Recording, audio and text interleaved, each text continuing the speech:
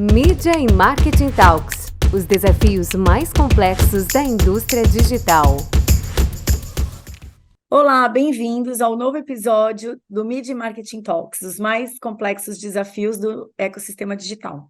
Eu sou Ingrid Veronese, diretora sênior daqui da Comscore Brasil, e nesse capítulo a gente vai falar com a Thaísa Gentil, que é Head de Sales no Brasil pela LiveRamp. Bem-vinda, Thaísa. Nosso tema de hoje é Prepare-se para o futuro de dados em Retail Media. Tudo bem? Obrigada, estou super empolgada por estar aqui. Obrigada por ter aceito, a gente também.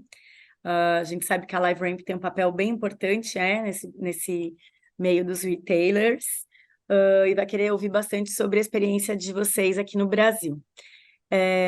Mas, primeiramente, eu queria entender um pouco da sua experiência, da sua posição, do que te trouxe, de como você chegou até a LiveRamp e o que você faz aí hoje.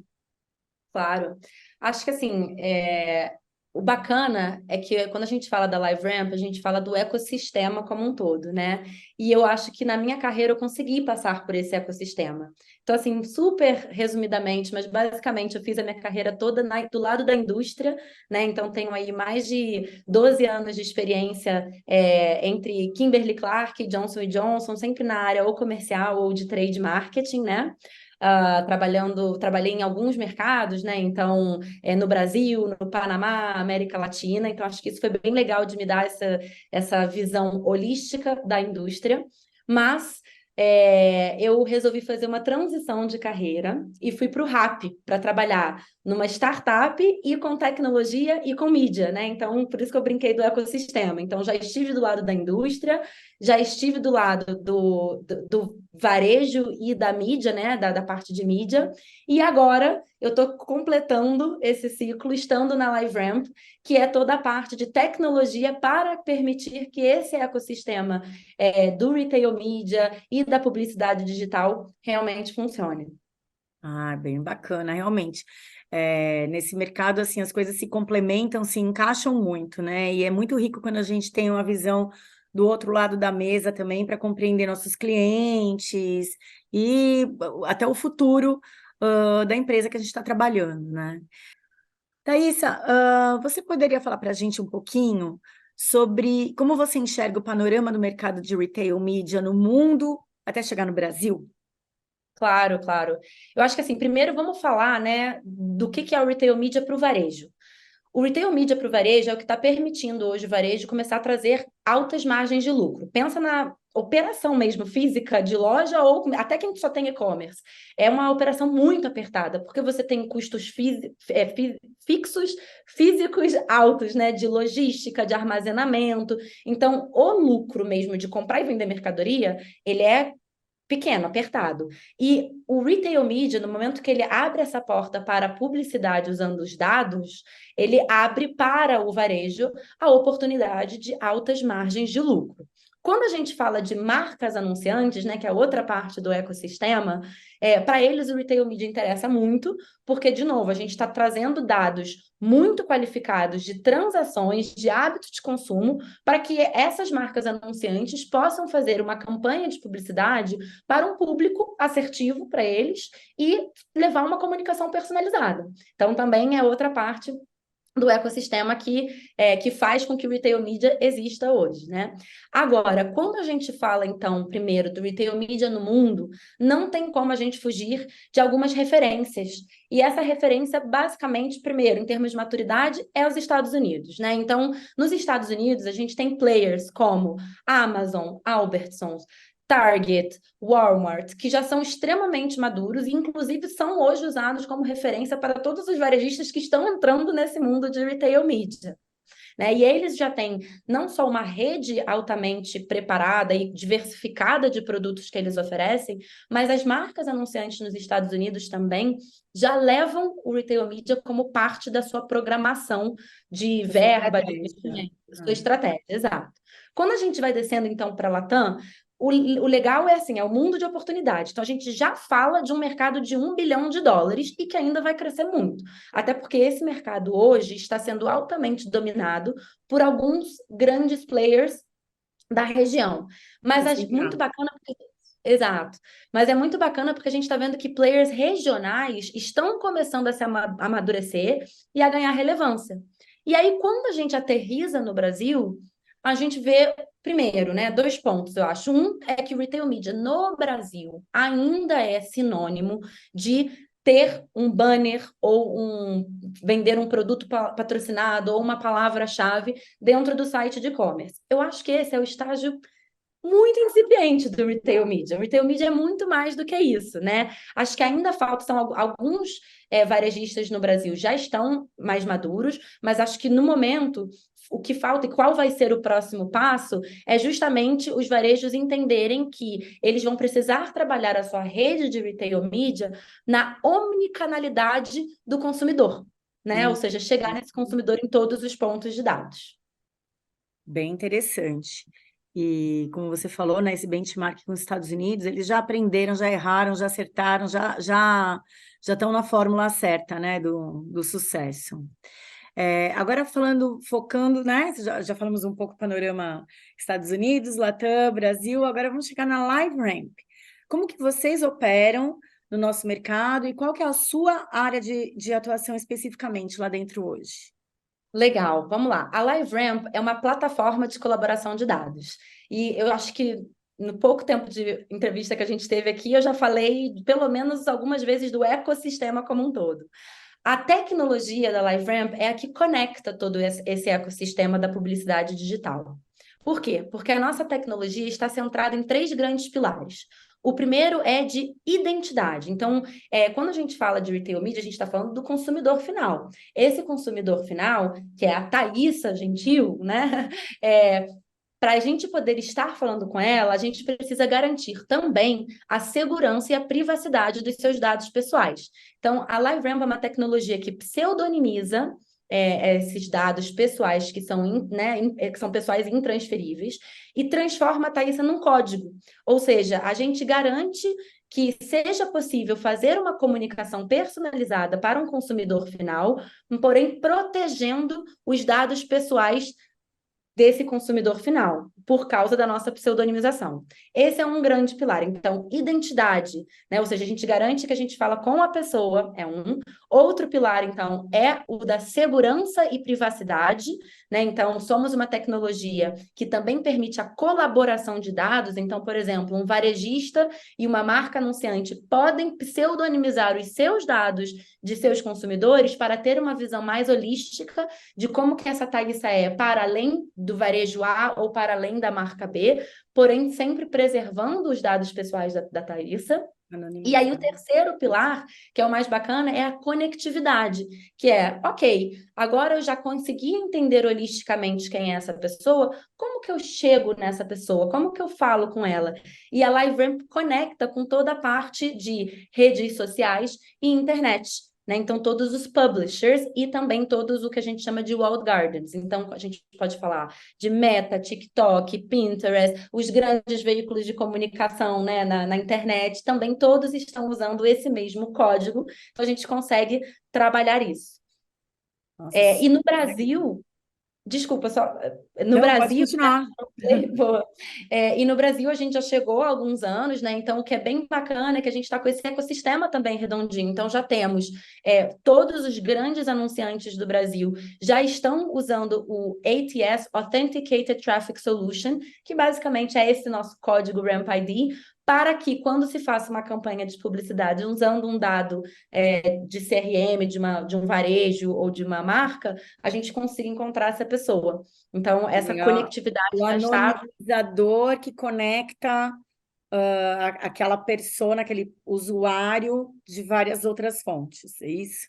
Exatamente. Então, imagina, você consegue falar... Vou ter que falar aqui, eu sou uma torcedora fanática do Fluminense. Então, imagina o poder de uma marca, e sou usuária, por exemplo, não como carne, então eu sou muito usuária de produtos veganos e vegetarianos. Então, imagina o poder de uma marca que sabe que agora que eu consumo essa marca, mas poder falar comigo quando eu estiver lendo lá o meu, né, vendo o Diniz falando V de Vitória, Fluminense, e aí eu sou impactada por uma comunicação personalizada para mim, que é o que eu quero receber. Eu quero receber anúncios de lançamentos de produtos veganos, por exemplo. Bem interessante. Acho que é o melhor dos mundos, né? Porque você tem o poder de ter todas as informações necessárias, mas não expõe esse usuário, né? Perfeito, exato. Completamente compliant com a LGPD e outras leis que regulamentam aí a privacidade de dados. E aí, aqui a gente está falando de dados e etc. Eu quero saber quais são os dados necessários para que um anunciante tenha a melhor experiência, o melhor inventário, os resultados mais assertivos. Quais são os dados necessários, fundamentais para o sucesso dessas estratégias? E aí é onde eu acho que entra o que a gente está falando da beleza, da riqueza do retail media. É justamente essa sua pergunta. Por quê? O varejo tem o que eu gosto, eu chamo que é o ouro líquido, né? Digamos assim. Porque enquanto hoje a gente fala muito das redes sociais, que tem uma escala enorme, as redes sociais hoje elas têm dados de contexto, enquanto que o varejo tem dado real de transação, de hábito de consumo. Vou dar um exemplo. Eu não tenho filhos e eu não estou planejando ter filhos. Mas muitas das minhas amigas, sim, tiveram filhos recentemente, né? Então, se você olhar no varejo, de vez em quando, talvez, sei lá, ao longo do ano, umas 2 ou 3 vezes, eu comprei uma fralda para levar num chá de fralda, digamos assim. Mas no ano inteiro foram 2 ou 3 vezes. Enquanto uma pessoa que é mãe, ela vai regularmente e compra, não sei nem com qual frequência, mas talvez toda semana, fralda, mamadeira, leite, né? Enfim, todos os produtos que são necessários para um bebê. Quando você tem esses dados, você consegue ser muito mais assertivo na comunicação que você vai mandar. Então, se você é uma marca, por exemplo, que tem algum produto de maternidade, ao ver que a minha frequência de comprar fralda é 2 ao ano, enquanto a frequência de uma outra pessoa é semanal, é óbvio que eles conseguem, então, separar a audiência. A Thaísa não é a audiência para esse produto da maternidade, enquanto essa pessoa, sim, é. Então, você perguntou, né, do poder, né, dos dados necessários, eu acho que é isso, acho que você ter o hábito de consumo, a frequência, o que essa pessoa está comprando, quanto, como que ela se movimenta, aonde, porque missões... Isso que eu ia perguntar, nessa questão de geolocalização. Exato, a missão e não nem só geolocalização, mas normalmente é na conveniência, ou é no hipermercado, ou é no Sim. cash and carry, né? Qual que é o momento, a jornada de compra dela? Então, quando você junta tudo isso, é quando você consegue, apesar da marca anunciante não me conhecer, saber que a Thaísa mora sozinha, que a Thaísa não tem filhos, que a Thaísa normalmente compra o pacote menorzinho, porque se comprar para muita gente vai estragar, enquanto talvez a Maria compre, tenha filhos e faça a compra uma vez por mês, porque faz a compra para a família, e aí com isso você consegue ser muito mais assertivo no que você vai ofertar, no que você vai comunicar. E eu, como consumidora, estou propensa a receber uma comunicação personalizada. O que eu mais amo é quando chega justa, poxa, eu estou querendo um produto novo, Parece né? que adivinharam, né? Isso, quero um sabonete vegano e ponto. Veio um sabonete vegano para mim? Ótimo, eu quero saber disso. Bem legal. E é complexo, né? É bem dinâmica esse mercado. E essa especificidade do mercado, né? Até porque isso também tem a influência da jornada desse consumidor. A gente aqui falou um pouco de comportamento, mas esse comportamento ele não é linear, né? Ele tem aí várias interferências, então, como que é elaborada uma estratégia para evitar a dispersão desse usuário, para que a gente não perca esse usuário numa conversão, por exemplo?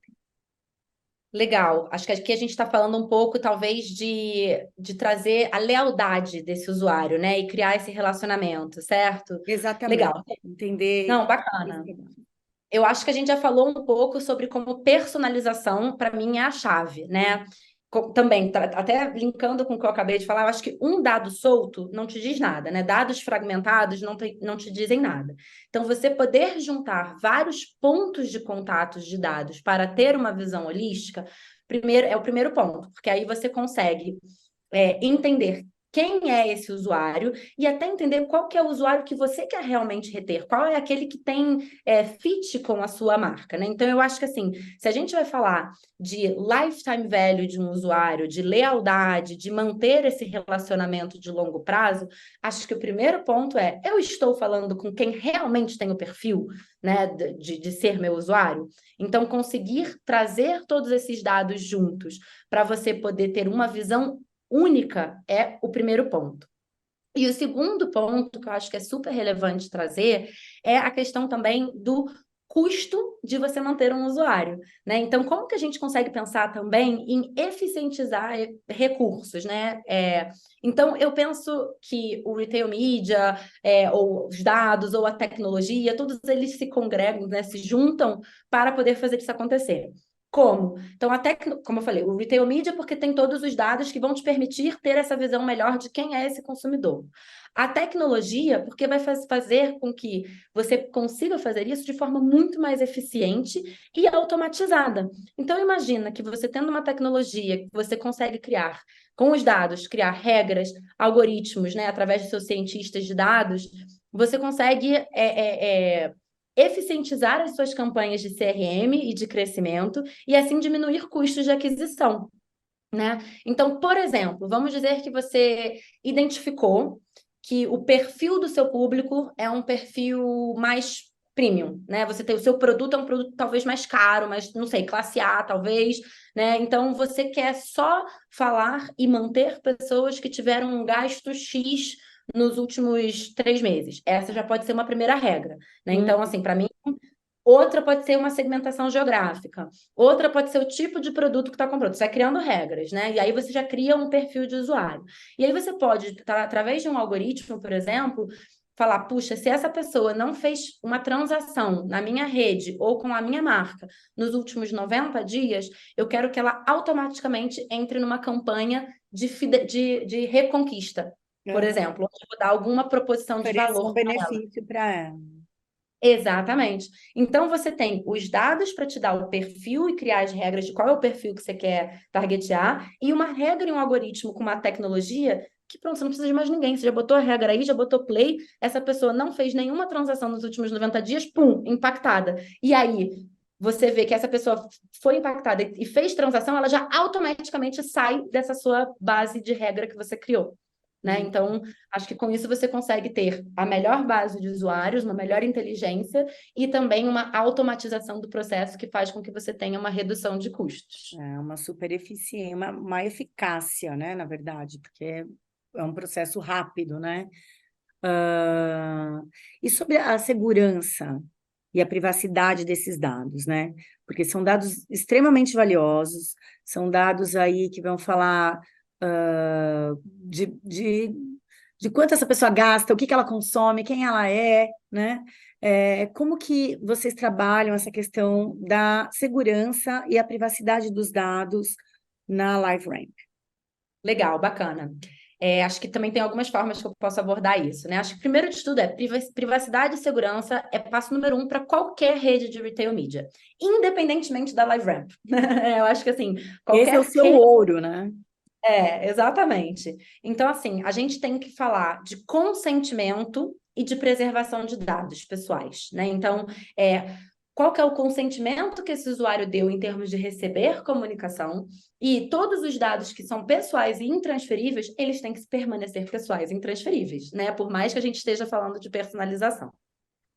E acho que tem algumas pesquisas, como Accenture, como McKinsey, que já mostraram que o consumidor está, sim, disposto a dividir os seus dados para poder receber comunicação personalizada, mas sempre quando eles saibam que seu dado esteja seguro e protegido. E aí, a boa notícia é justamente essa, que existem tecnologias, como a LiveRamp, aí eu vou trazer a LiveRamp aqui para dentro, que justamente garantem essa proteção, né? Então, acho que eu falei um pouquinho no começo, mas, primeiro, a pseudonimização dos dados, ele é um processo que é super técnico, então não vou entrar aqui, mas para tentar desenhar de uma forma mais simples possível, imagina que o dado ele é praticamente encriptado 4 vezes. Então, se esse dado vem de um varejo, existe uma chave única para aquele varejo que, por mais que o varejo colabore com uma marca anunciante, a marca anunciante não consegue desencriptar para chegar naquela informação pessoal. E se o varejo está colaborando com a marca anunciante, idem, né? O dado que está na marca anunciante não consegue ser desencriptado e roubado. Então, é nesse ambiente seguro e apenas nesse ambiente seguro, onde todos os dados viraram uma chavezinha, que você consegue ter a visão desse consumidor. E na hora de você ativar esse consumidor, ele também só pode ser ativado de acordo com o consentimento. O que eu quero dizer com isso? Se eu, como consumidora, só dei consentimento para aquele varejo falar comigo, então é o varejo que tem que falar comigo, e não aquela marca. Ou Aham. o contrário, né? Então, acho que o legal é esse, são todas as regras e a proteção. Então, acho que, bom, falei, acho que a gente consegue garantir personalização em escala, mas com toda a segurança de garantir que o dado Necessário. pessoal, exatamente, não seja acessado. E que a tecnologia permite hoje, né? Ainda bem que a gente já tem tecnologia para anonimizar todos esses dados de forma segura. Agora falando um pouco sobre resultados e a transformação do retail media em plataforma de audiência. A gente enxerga que tem muito potencial para diversos anunciantes. Então, quais são as boas práticas que você indica para os retailers estarem na frente em relação à concorrência? O que determina o sucesso de um em detrimento do outro? Legal. Acho que eu vou falar aqui de 3 pontos-chave. Eu acho que qualquer varejista que realmente queira estar oferecendo uma rede de retail media madura e ter uma vantagem competitiva versus os seus concorrentes, ele precisa trabalhar em 3 grandes pontos. O primeiro é o tráfego qualificado. Esse realmente é um diferencial competitivo. Então, é importante você ter volume, dados, É a boca do insights. funil. Exato. Consentimento, isso é algo, né? Não adianta nada você ter um monte de gente, mas você não ter trabalhado a sua base de CRM sem o consentimento certo. Então, acho que assim, qualquer varejista que queira entrar no mundo de retail media precisa, primeiro ponto é trabalhar, pensar em como vai trabalhar o seu tráfego qualificado. E por quê? Lembra que eu falei das redes sociais, né? As redes sociais, elas têm um alcance muito grande, só que em contexto. Então, aquele varejista que conseguir trazer volume, consentimento e muito insight de hábito de consumo, vai conseguir começar a brigar bem pela verba que hoje majoritariamente está destinada para as redes sociais. Então, acho que esse é um primeiro ponto. Segundo ponto é a oferta multicanal de inventário de retail media. Também falei no comecinho do nosso papo que hoje o retail media no Brasil ainda é muito visto como um banner no site, como um produto patrocinado. Mas no momento que o varejista conseguir entregar ofertas, né, produtos de retail media para além dos seus canais proprietários, né? Então, se eu tenho uma loja física, como que eu conecto a minha loja física com o meu e-commerce? Se eu não tenho uma loja física, como é que eu conecto, então, o meu e-commerce com a audiência quando ela está fora do meu momento de compra? Para poder trabalhar, para poder dar para a marca anunciante a oportunidade de trabalhar várias etapas de funil e não apenas a conversão. Porque, de novo, quando você tem o ponto 1, que é o tráfego qualificado, você consegue trabalhar outras etapas do funil, né? Então, isso é muito importante. E o terceiro ponto-chave para mim de boa prática é a mensuração. Cada vez mais as marcas anunciantes vão estar recebendo muita pressão para que cada realzinho investido realmente conte, né? Então, não adianta só ter um tráfego qualificado e grandes ofertas de produto de retail media, se você não consegue depois voltar para a marca e falar, olha, você investiu aqui e o seu resultado foi esse, né? Ou você deveria Onde otimizar podemos mais esse. melhorar e todos os aprendizados que vem nesse pacote depois dessa mensuração. Exato. Então, acho que se eu tivesse que trazer 3, são esses: tráfego, ofertas multicanais e mensuração. Muito bem. Agora falando sobre os projetos que você tem aí dentro da LiveRamp, né? Como que estão assim para os próximos meses? O que você tem em vista para desenvolver que está te entusiasmando aí? Olha, eu acho que não tem como não se entusiasmar com a parte da colaboração de dados. E por quê? Porque é um tema muito complexo. Eu acho que eu gosto do que é complexo, né? Porque, primeiro, envolve muitas partes, envolve segurança, envolve protecionismo, né? Então, assim, poxa, imagina também o quanto que marcas estão gastando, investindo para poder criar sua base de usuários. Nem todas estão dispostas, assim, facilmente, né? Ou são mais receosas, mais cautelosas, acho que essa é a palavra certa, mais São cautelosas, tecnologias caras mesmo, né? são caras, né? E Então, parruda, né? Para poder comportar muitos dados, né? exato, mas eu acho que o que me apaixona é ver que, apesar dessa complexidade enorme e de você ter que trazer muita gente para a mesa para que esse ecossistema se desenvolva, ver que todo esse ecossistema está se movimentando para quebrar essas barreiras, mas de forma responsável, de forma visionária, né? Isso é o que assim, ó, me brilha, me faz ter quase tanta paixão quanto que eu tenho pelo Fluminense, quase. Dá para ver, porque já eu estou me apaixonando pelo retail media, porque você está me trazendo aspectos que ainda não tinham passado sobre mim. Legal. E sobre o futuro do mercado. Você acha que em quanto tempo a gente, por exemplo, chegaria a essa maturidade dos Estados Unidos?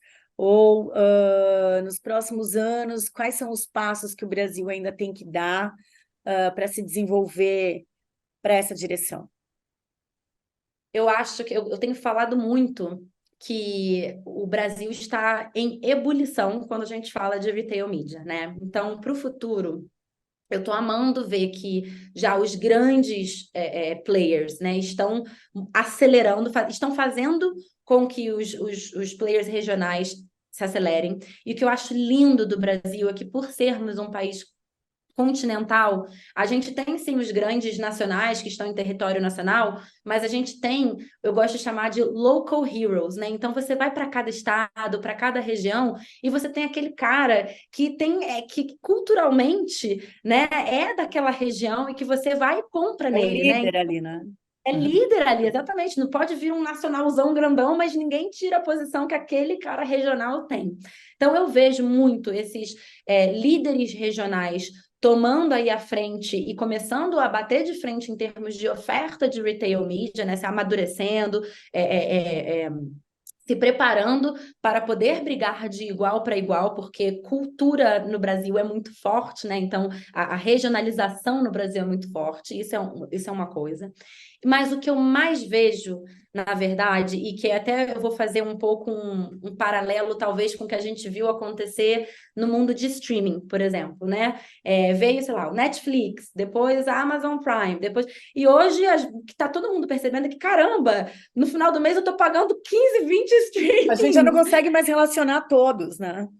Exato, e aí você já vê nesse mundo de streamings o movimento de dentro da Amazon você pode também pagar só um pouquinho mais e ter acesso a esses e esses e esses streamings. Então eles estão se juntando. E eu acho que posso fazer esse mesmo paralelo para o retail media.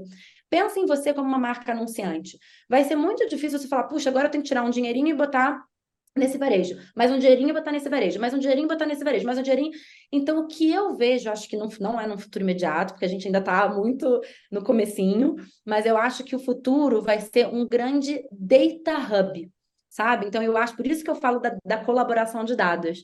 Eu acho que um grande hub de dados para os anunciantes, e aí eu estou falando até de sair só do aspecto de varejo. Imagina você trazer dados também de uma instituição financeira, né? De uma instituição de eventos, de entretenimento. E aí você vai começar a ter uma visão verdadeiramente Meio de holística para pagamento. isso, né? Então, acho que é para aí que eu vejo um futuro mais a longo prazo. Ah, é bem bacana isso que você falou, que vai de encontro com outras frentes, assim, desse momento da colaboração mesmo, né? A gente está na era da colaboração. Quem não colaborar vai ficar de fora, né? Não tem mais essa. Todo mundo tem seu espaço, tem a competição, mas a colaboração vai contribuir para o sucesso de todo mundo.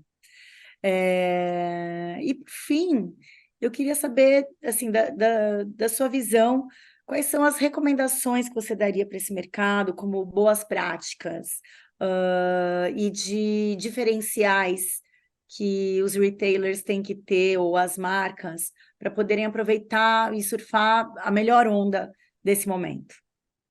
Legal. Eu acho que eu já falei um pouquinho, né, do lado do varejo, né? Acho que para o varejista tá bem claro assim para mim quais são os diferenciais competitivos, mas como você bem falou, as marcas, elas são outro ponto super relevante desse ecossistema, né? Sem Então eu elas, também nada faz sentido. exato. Então eu também traria, acho que eu sou muito assim de pontos, tá? Então acho que eu também traria 3 pontos se a gente for falar Ótimo. do lado da marca agora. Falei 3 para o varejo, acho que agora eu vou falar de 3 para a marca.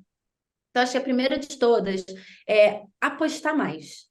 Né? Eu acho que a marca é muito legal, que eu tenho visto muito isso, esse movimento na indústria, né? De ter a oportunidade de fazer alguns testes e se errar, tudo bem, é ok errar, a gente precisa errar para poder aprender. É o momento, é agora. Então, eu acho que assim, primeiro ponto que eu diria para uma marca é aposta mais, tira real proveito dessa audiência super qualificada, sabe? Não tente só usar o retail media para trazer mais venda e eu preciso provar um rosa. Poxa, como que eu começo a experimentar essa audiência que eu tenho de hábito de consumo para poder ver se será que eu estou querendo lançar um novo produto? Será qual que seria a reação para essa audiência aqui? Será que essa audiência realmente tem fit? Né? Então, acho que entenda, acho que meu primeiro ponto aqui é aposte mais e entenda que uma rede de retail media permite para uma ativação em todas as etapas do funil e não apenas só para conversão e eu preciso de uma venda imediata, porque eu acho que isso é muito curto prazista. Esse é o Etapas do primeiro funil, eu ponto. diria que até no fluxo de dentro da empresa mesmo. Me veio um insight aqui agora de, por exemplo, ele sempre compra de 2. Será que se eu fizer um maior, vende? Né? Exato. Para as Teste, marcas faça pensarem em teste, outras, desenvolver produtos, estratégias mesmo. E exato. relacionamento, né? Fidelização. Exato. E qual audiência, né? Qual audiência que eu consigo trazer mais? Qual criativo funcionar? O peso de um criativo nem sempre se traz aqui o peso que um criativo tem numa campanha de mídia de sucesso. Então, acho que todos esses elementos, quando você tem uma audiência qualificada, você consegue ir brincando e otimizando. O segundo ponto que eu acho que eu trago para as marcas é fazer uso efetivo dos insights, né? Eu não estou falando de dados, eu estou falando dos insights, porque como eu já falei antes, um dado solto não é nada, um dado Não é fragmentado uma não. informação, né? Não é. Exato. Então, e hoje, de novo, não é que existe falta de dados, pelo contrário, eu acho que eu vejo que as marcas estão, Excesso de dados, né? Por isso que exato, eu fiz aquela pergunta, quais são os soberbadas. dados necessários? Porque todo mundo quer tanto dado, depois nem sabe para que usar, como usar. Exato. Então, acho que uma outra boa prática do lado da marca é não fique assoberbado ou perdido dentro dos dados. Saiba transformar os seus insights em ação. Né? Procure aqueles varejistas que tenham insights acionáveis para te oferecer. Acho que esse é o segundo ponto. E o terceiro ponto vai muito alinhado ao mesmo ponto que eu levei para o varejo, né? Que é você como marca, cobre a mensuração correta. Acho que a marca a cobrança da marca é o que está fazendo com que os varejistas se desenvolvam, busquem trazer essa maturidade mais rápido. Então, acho que assim, pega na mão e vamos trabalhar a 4 mãos, né? Normalmente as marcas anunciantes já têm vários modelos de medição, de análise, então ajude o varejo na parte de mensuração de quais são os KPI-chave para poder ter esse aprendizado e desenvolvimento conjunto. Então, Fazer eu juntaria. esse lado do cubo, né? De Exato. missões da marca, né? Porque para a marca também tá puxado, né? São muitas disciplinas que eles têm que estar atualizados, né? E com times especializados para poder acionar planos eficientes de verdade. Acho que o recado está dado. Muito legal, ter falado com você, Thaisa. Eu fiquei encantada com o universo do retail media, confesso que eu tinha uma visão ainda um pouco mais limitada, e eu acho que você trouxe assim realmente todo esse brilho que você enxerga, conseguiu contagiar, espero que a audiência também. Você tem algo mais a agregar aqui para a gente? Eu que agradeço super a oportunidade de estar aqui. Espero que tenha, né, que tenha sido possível trazer um pouquinho da minha visão. Acho que o bacana é que a gente tem visto muita gente falar disso, então vamos falar muito, tragam muitos convidados, outros vários.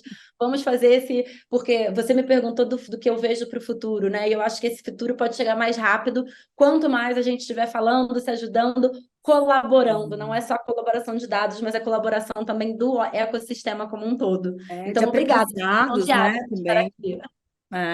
Muito legal, muito obrigada. E com isso encerramos hoje mais esse episódio do nosso Media Marketing Talks. Obrigada, Thaisa, mais uma vez. Obrigada, LiveRamp. E nos ouvimos muito em breve no próximo episódio. Obrigada. Obrigada. Media e Marketing Talks, os desafios mais complexos da indústria digital.